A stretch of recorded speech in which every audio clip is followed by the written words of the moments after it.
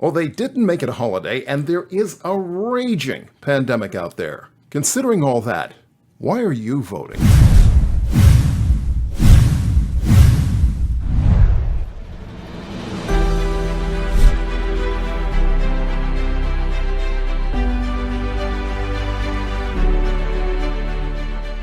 Hey, it's me, Elliot. Most analysts predict a record voter turnout for November's presidential election, but despite this forecast, there are still those who say they're planning not to vote, insisting that my vote doesn't count, I don't have the time, or trying to make the case that in this election cycle, there are no good options.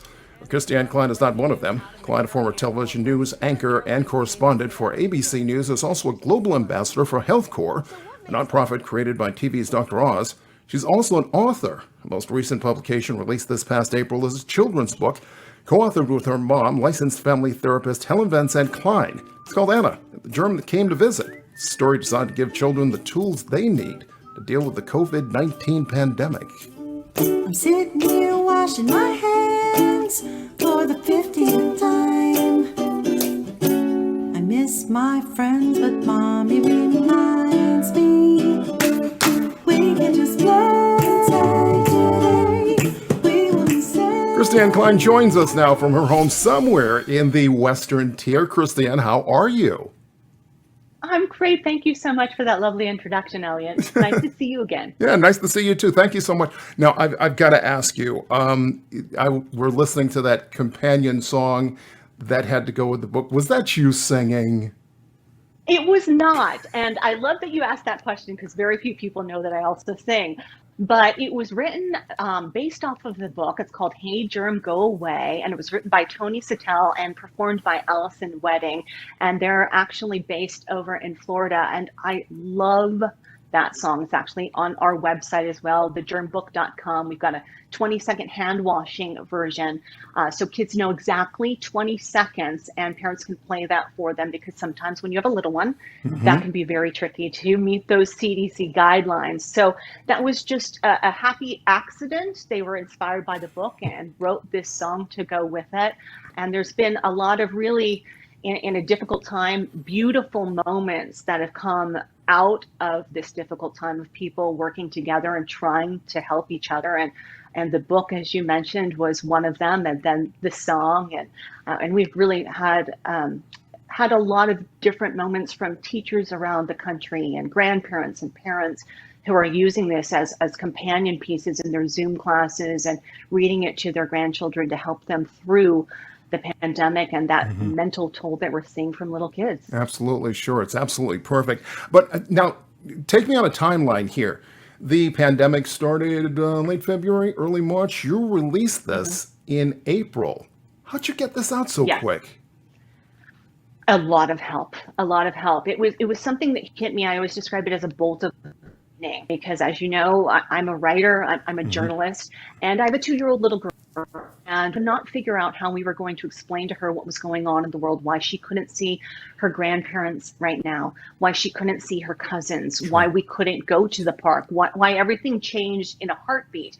And I knew, because I have other friends that are parents of young ones, that they were all dealing with the same thing. And I started looking for a book that would cover any portion of this to deal with the emotional toll of the pandemic. And there wasn't anything because of course it was so new. So I said, I have to write this.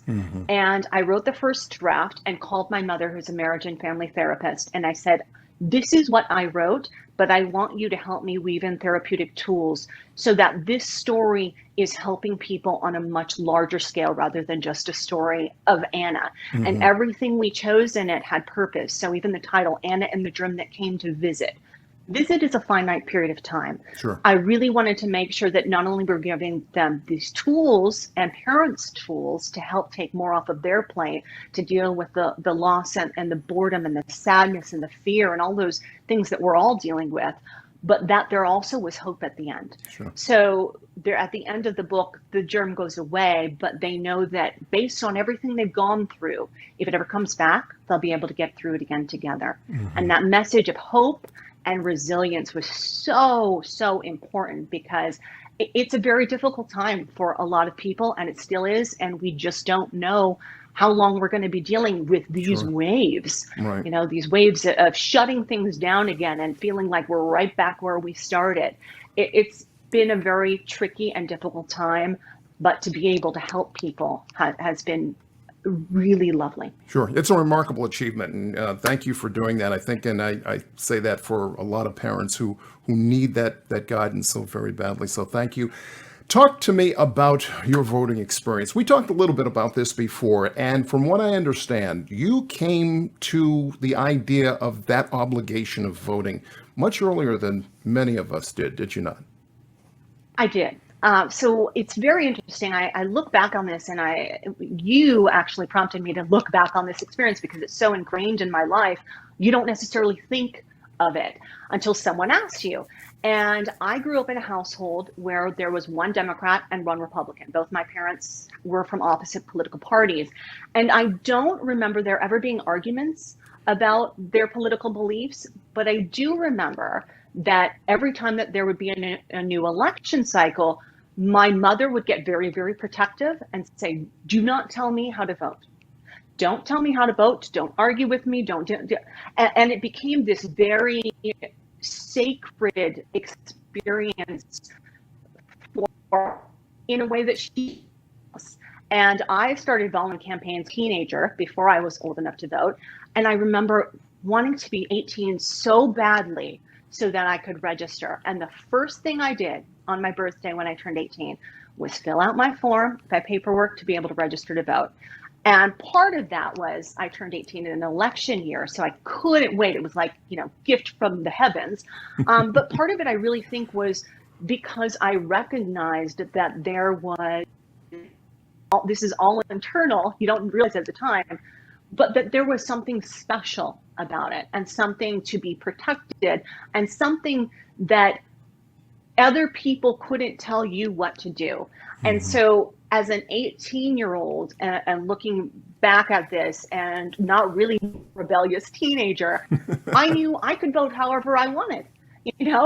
This was my little version of rebellion, and at different times through my life, I would vote a certain way and be like, well, I'm canceling out my dad's vote, or I'm canceling out my mom's vote, those things that teenagers think. But it was one of those things where in the voting booth, and I think this is just so interesting and fundamental to our democracy, everyone is equal, or at least is supposed to be.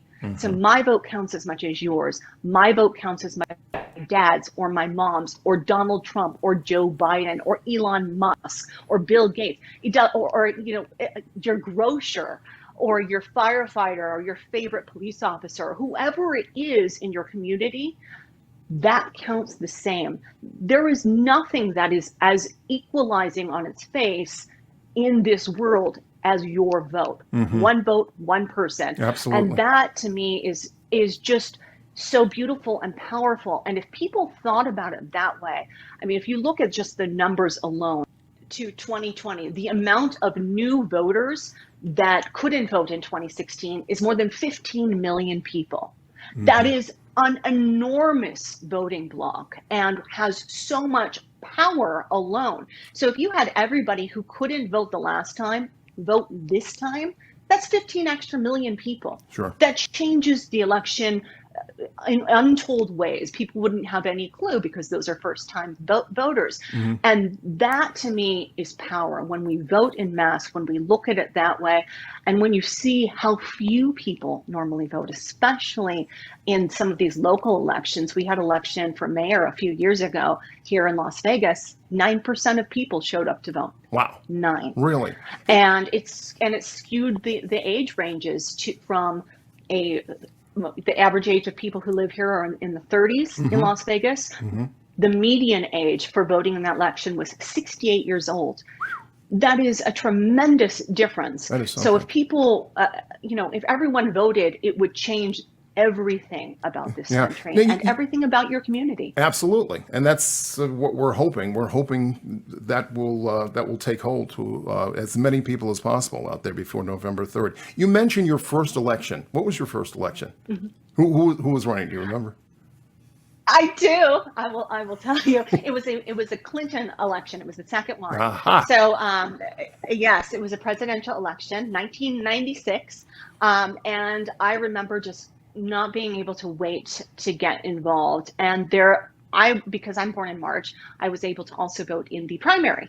So there was a lot of different things. I got to vote a couple different ways and a couple different times that year. And to me, what was really interesting, I really wanted that experience of going in person and voting.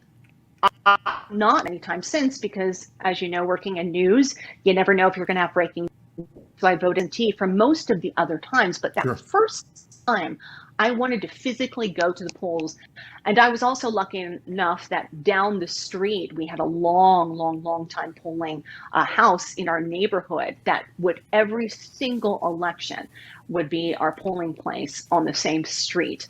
So it was really this momentous experience and occasion of walking down the street to a place that I would walk home from school every day, and being able to then cast my first vote in an election there. And I remember it. And I remember having, the sticker and being so proud of the sticker. I'm still very proud of the sticker. My daughter steals it now. she You can't keep a sticker away from a 2-year-old. No, you can't. But it's one of those things where there's a sense of pride that goes along with it, as silly as that is. And I know I'm not the only one to feel that way, because I've had this conversation multiple times with people. Well, Christianne Klein, thank you so very much for your thoughts here and your stories. It just made all the difference in the world. Best of luck to you and your family going forward. Thank and again, continued success with the book, Anna and the Germ. Thank you, Ellie. Remember, November 3rd is not your first chance to vote. In many ways, it's your last chance to vote. That's why I'm leaving links in the comments below to help you cast your vote conveniently and safely. Remember to like us on Facebook at Now with Elliot Francis, then subscribe to our YouTube channel, then go vote. In person, by mail if you have to, vote early if you can, but by all means, go vote.